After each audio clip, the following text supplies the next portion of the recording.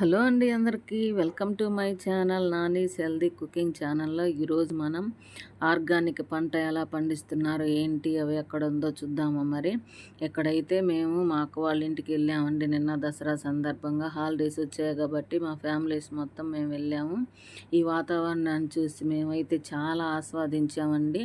150 రకాలకు పైనే మొక్కలైతే ఆర్గానిక్ పంట అయితే పండిస్తున్నారు. 25 సెంటుల్లో ఈ పంటను పండిస్తున్నారండి. చిన్న చిన్న మొక్కలు, బోన్సాయి మొక్కలు, ఇట్లాగా చిన్న చిన్న చెట్లకి కమలాలేంటి, ద్రాక్షాలేంటి, చిన్న క్రోటన్ మొక్కలు, జాంకాయలు, అరటికాయలు, మరి సపోటా, ఇంకా ఎన్ని రకాల మొక్కలు, మునగ మొక్కలు, ఆవకాడ మొక్కలు, కొబ్బరి మొక్కలు, అబ్బా ఎన్ని ఉన్నాయో, ఉసిరి మొక్కలు, మునగ మొక్కలు, వంకాయలు, ఫ్రూట్స్ ఏంటి, వెజిటేబుల్స్ ఏంటి, అన్ని రకరకాలు అయితే వాళ్ళు మా అత్తగారు స్వయంగా, మా అక్కగారు స్వయంగా తయారు చేసి ఆ మొక్కలకు అందించుకొని ఆ పంటనైతే పండిస్తున్నారండి. అట్లా పండించుకుంటే మంచిగా ఆర్గానిక్ కూరగాయలు, ఆర్గానిక్ ఫ్రూట్స్ అయితే తింటే మనం ఎంత ఆరోగ్యంగా ఉంటామో కదండి.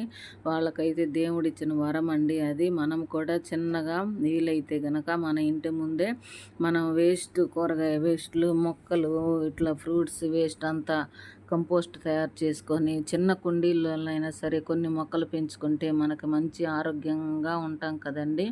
ఇట్లా మనం కూడా ప్లాన్ చేసుకొని చిన్న డబ్బాల్లోనైనా సరే మనము ప్రకృతిని ఆస్వాదిస్తూ మనకు మంచి ఆక్సిజన్ ఇస్తాయి కదండి. అందుకని ప్రకృతిని మనము కొన్ని డబ్బాల్లోనైనా ఇంటి ముందు పెట్టుకొని పండించుకుంటే చాలా బాగుంటుందండి. పచ్చిమిరపకాయలైనా అయినా సరే పెరట్లోకి ఉదయాన్నే వెళ్ళటం, రకరకాల కూరగాయలు కోసుకోవటం, వంట చేసుకోవటం.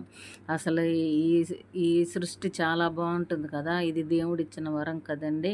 మనం కూడా ఇలాగే ట్రై చేసుకొని మనం కూడా ఒక ప్లాన్ చేసుకొని మొక్కలను పెంచుకుంటే బాగుంటుంది కదండి.